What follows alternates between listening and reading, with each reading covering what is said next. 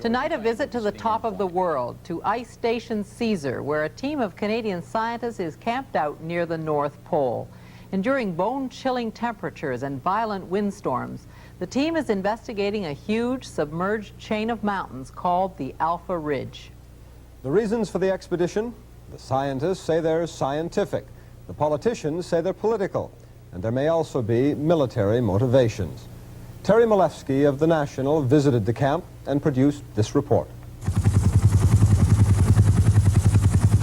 Man, it seems, is the only animal crazy enough to venture so far out on this frozen ocean. Intelligent creatures like seals and polar bears stay away from this, the real polar deep freeze, a heaving, windswept expanse of sea ice where spectacular cracks can suddenly rip open the ice cap and just as suddenly freeze again.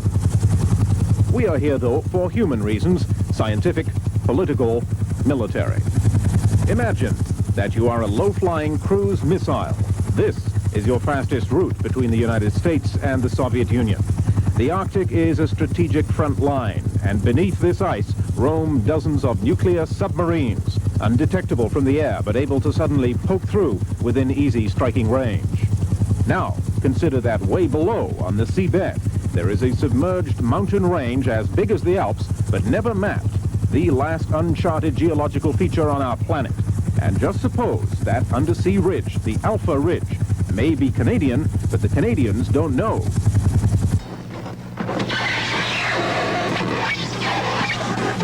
So now, an Arctic survival expert is building an igloo on the roof of the world. I would like to have it. Scientists are peering into the ocean through holes punched in the ice, and ancient mud is brought up from the Alpha Ridge. All this to answer a politician's question. Is the Alpha Ridge part of Canada? Can we establish sovereignty in the area?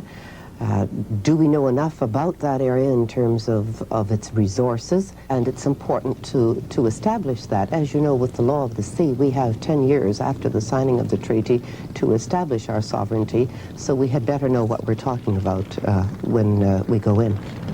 This, then, is Ice Station CESAR. We are right off the map, on top of the globe, drifting slowly on the pack ice of the Arctic Ocean, about 400 kilometers from the North Pole. CESAR stands for Canadian Expedition to Study the Alpha Ridge, and if you could melt the ice and pump out the water, the ridge would appear running 1,300 kilometers along the seabed.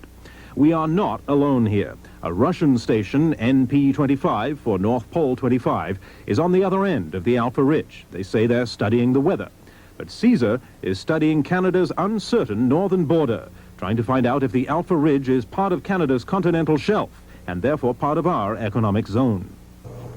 If there's a deep valley in between, and the Alpha Ridge is structurally separate from the continental shelf, then it's simply not part of our continental shelf. Do you expect to find such a valley? We don't know. But you will find out. Oh yes, we will find out within the next few weeks. Few weeks. Yes. Hans Weber's job as chief scientist began 6 weeks ago. DZ CESAR, roger, roger, roger, over. Using a small amateur camera, Dr. Weber's advance party witnessed an amazing polar paradrop by the Armed Forces airborne engineers who brought in heavy equipment to set up the ice station. Temperature, -42, -42. Fine day, lovely day, over. The engineers, all of them volunteers, even seemed to enjoy it. Even so, Dr. Weber's camera shows the early days here to be heavy going, building windbreaks out of snow blocks, bulldozing the snow off the ice to make a runway,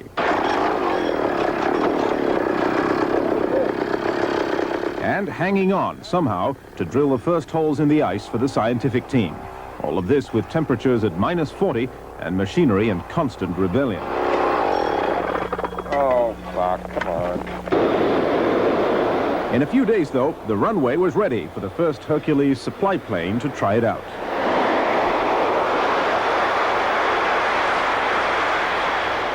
And the ice held firm. Well, most of the time. There was a crack across the runway, and it closed again. It was a marvelous thing to watch 6 feet of ice come together, bang, just like that, and heal itself again. Brian Boyd is the camp manager. His empire, now complete, consists of a huddle of insulated tents where 36 scientists will live until the end of May, when the thinning ice gets a little too exciting. There is a sauna for the adventurous and a mess tent where the social action is.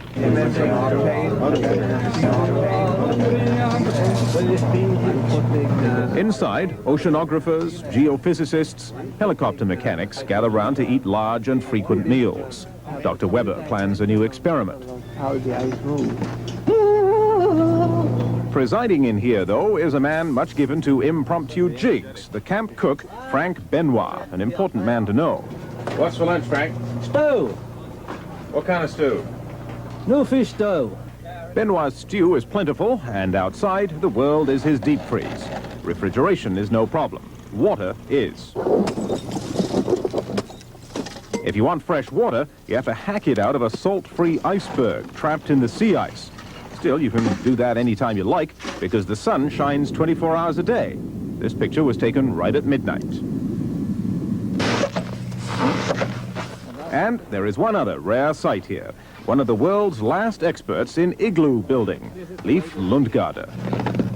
And depends on what kind of igloo you like, the sleeping igloo you like to have low, you don't like to build it too high. This architectural classic is an outhouse. Very often we don't have tents, so we have to build our igloos, both to live in and for outhouse if you don't like to take your pants down in the strong wind blowing snow. But when this happens, it's no joke.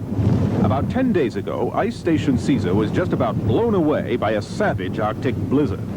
In the ferocity of a storm like this, survival is the only priority. Exposed flesh can freeze in seconds. A snowdrift can cover your body in a minute. You can't see your feet. You get lost. For our TV crew, even your basic weather report becomes a challenge. This freak windstorm is what they call here a Condition 2. Condition 2 meaning it's as bad as it gets. It can't get any worse without all of these tents just blowing away.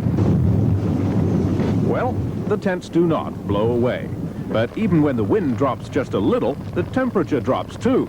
Now you listen to your footsteps echo through the ice, and you start to wonder, what are you doing here?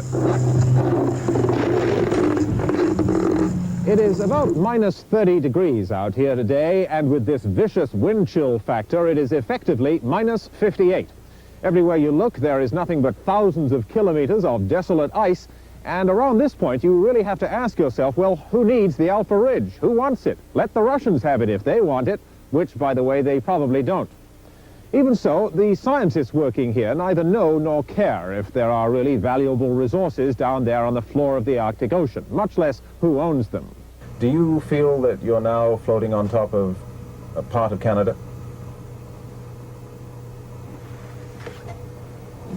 Well, we don't look at it that way. We're not interested. I'm not part of some special team that has been sent out to confirm the sovereignty of the Alpha Ridge. No way. I'm here to help people investigate its nature, its extent, what is it made of, how did it get here, and what can we find out intelligently about it and tell the world about it. They are scientists, not politicians. They look into the ice for scientific rewards, and they find them. First surprise, the ocean is alive. It teems with these inch-long transparent creatures called amphipods. They live on algae under the ice. And deeper down, shrimps. We caught two of these, and they're rather interesting. And almost as hard to get at. Terry Milewski, CBC News.